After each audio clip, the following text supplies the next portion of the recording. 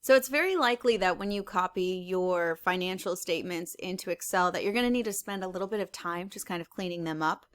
This is going to require you to use some of the things you learned in your CGS course. So you're going to be dragging, you're going to be deleting, you're going to be inserting. It's going to take a little bit of time to make it clean.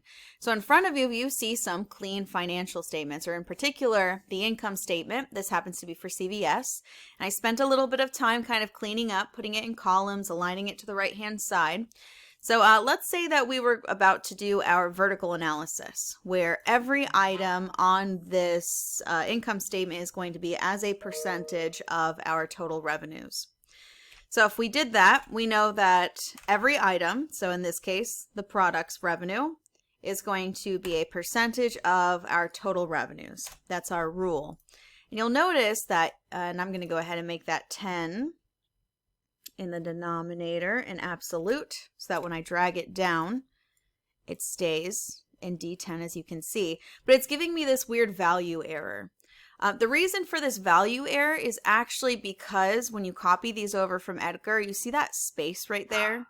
It's that space is actually what is giving us some trouble. So there's a few ways that we could go ahead and we could take care of this little spacebar issue. We could go ahead and retype each one. So for example, if I retype the 190,688 and the denominator was 268,706, you'll notice now those percentages work.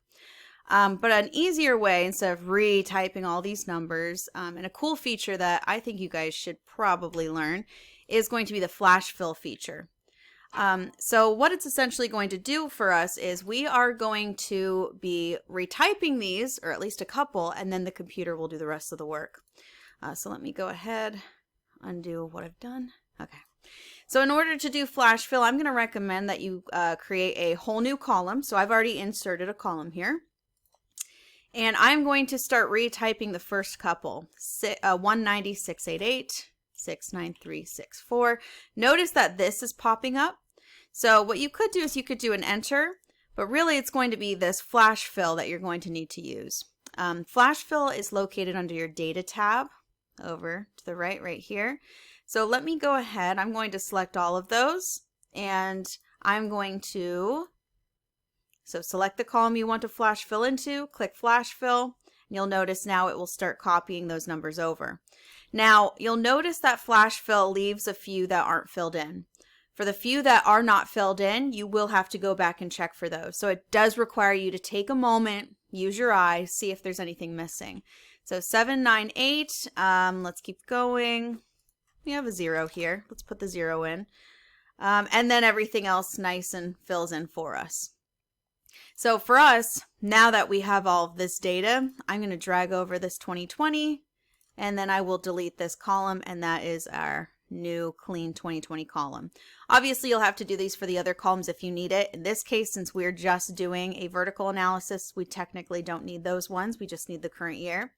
So let's try that again, what we did before. Our numerator is the line item. Our denominator for an income statement will be the net revenues, or total revenues in this case. And I want it to stay absolute in this row, so that when I drag it, it'll continue all the way down. And you'll notice now, since we don't have that space anymore, now it is nice and clean for us. There we go. And now we can see how much each line item is as a percentage of our total revenues. You'll also notice that when we retyped it, it took out the comma. Obviously, in a financial statement, we are going to want the commas.